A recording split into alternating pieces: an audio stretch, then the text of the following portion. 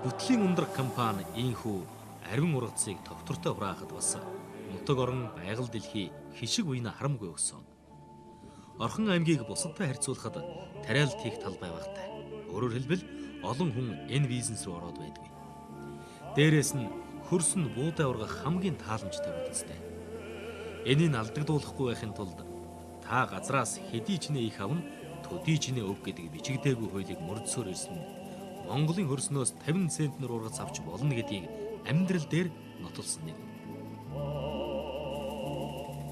Утам морийг хараад бол хүмүүс за танаа морь бол энэ жил одоо уяас солгон гэхээр таарч өнгөтэй байна гэж хэлдэг штэ. Тэрүүнтэй адилхан ингээд танаа тариг харахаар өнгө нь нэгд өөр байна. Дээрээс нь маш их одоо нэгж талбайд ургасан ургацын хэмжээ бас их өндөр байна л да. Одоо будаанд хэрэг хөшөө босгож болдгсон бол би энэ шилэнс орд хөшөө босгосон юмсаа ингэж дотроо бодож явдаг. Та түрүүн хэллээ будаа гэдэг хурдан морьтой адилхан би энд санал нэг байна. Ягаад гэвэл төрүүлж гараад давтаг морь байна. Хожуу гараад төрүүлдэг морь байна. Энтэй яг адилхан будаа гэдэг одоо энэ амьд организмын ургалт бол яг адилхан явагддаг.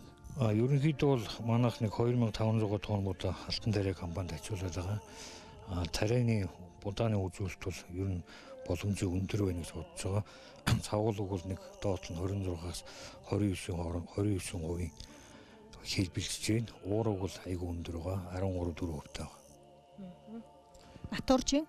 Натуржийн нэг 810-аас 850 хооронд байна.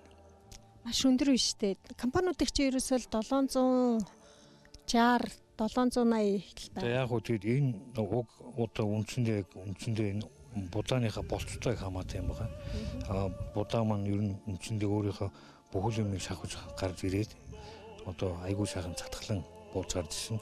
Энэ будаа цатгалан байна гэдэг бол ер нь үзүүл сайжрах нэг хэлбэр юм байна. Одоо түүний сайн тариалан чаваагийн бас нэгэн нууцыг үзэгч танд дэлгэрвэл. 31 настайд Монгол улсын хөдөлмөрийн баатрын болцлыг хангаж байсан Монгол улсын гавьяад механикжуулагч аавынх нь үлгэр дуурайл. Өсгөөсөл өвс ногоо ургамал газар шороо гэж хэлд хөлд орсон амьдралынх нь ахвай түүнийг улсын 4 удаагийн тэргүүний тариалан чамтлнаар шалгарахад бүр нарийн ярих юм бол ажил амьдралынх нь гараа энэ л Орхон аймагтайгаа хүн холбоотой явахад хамгийн их нөлөөлсөн гэж хэлж болно. Батцүхэн газар тариалангийн салбарт ийхүү өнгөрсөн 20 жилийн хугацаанд амжилттай ажиллаж байгаа нь бас удам залгасан тариаланчтай ч холбоотой гэж магадгүй.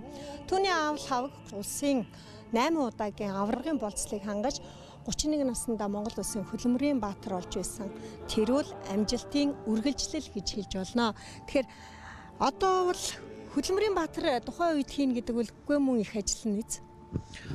Тэр үед одоо төвлөрсөн төлөвлөгөөт эдийн засгийн үед соц системийн үед бол үнэхээр хариуцлага бол айгүй өндөр байлаа. Үнэхээр одоо өөрийнхөө бүрэндээ ажиллаж ийж одоо тэр үеийн баатар болж исэн болов уу гэж би дотроо боддог. Тэр үед бас юм нарийн байсан, юм хатуу чанга байсан. Тийм хүнд хэцүү нөхцөлд одоо 31 настай баатар болно гэдэг бол одоо миний аавын одоо ганц миний бахархж явдаг зүйл юм байна.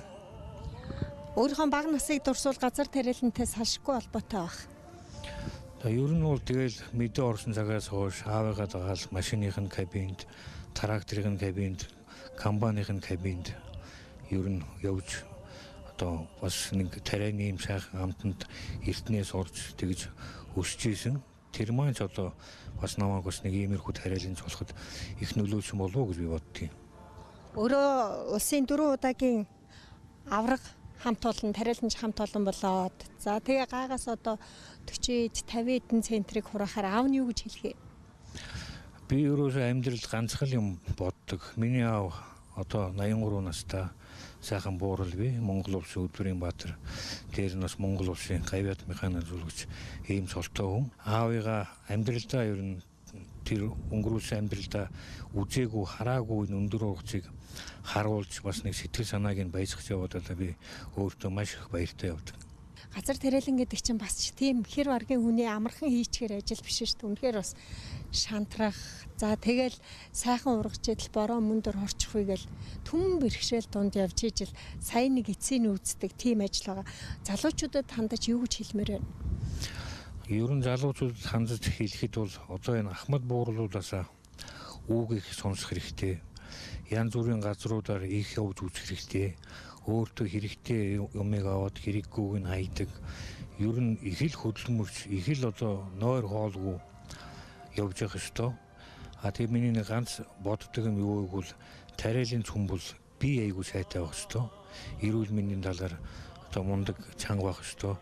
Тэгжээж энэ бүхний ард гардгийг шүү гэж захимаар байна.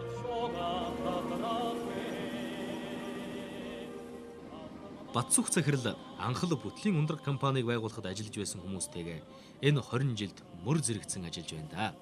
Ямар том алтны компани биш бүх асуудлыг үлгэрт гардаг шиг дандаа шийддэг гэж худлаа ярихгүй. Гэхдээ л оюутнуудын сургалтын төлбөр, өвлийн цагт амралт совилд амрах хөрөнгө мөнгө, ажиллах таатай орчин нөхцөл, гол нь нийгмийн даатгалын мөнгөний хязээч таслалгүй татвараа цаг тухайд нь төлж хөрөнгө оруулалт хийж байна. Манайх 2014 онд аймгийн шилдэг татвар төлөгч 15 онд болохоор улсынх болсон. Тий.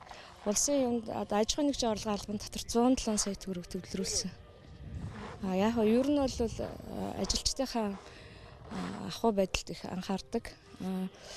Бас нөгөө өвөл нийгмийн манайх удирдлын чанартай шүү дээ. Гэхдээ өвөл бид нар үндсэн цалингийн нөгөөд нийгмийн даатгалын бүрэн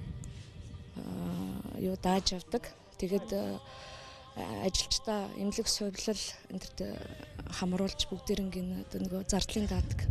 Манайх яг байнгын нийгмийн даатгал төлдөг. Одоо үндсэн ажилчид гэвэл 25-30 ажилчин байдаг. Тэгээд намрын ургацаар голдуу нэмэлт хүч авдаг л да. Зэвсэг түвшний 186 дугаар ангитаа жил болгон хамтран ажилладаг. Энэ жил нэг 15 цэргийн албан хаагч аваад ажиллаж байгаа.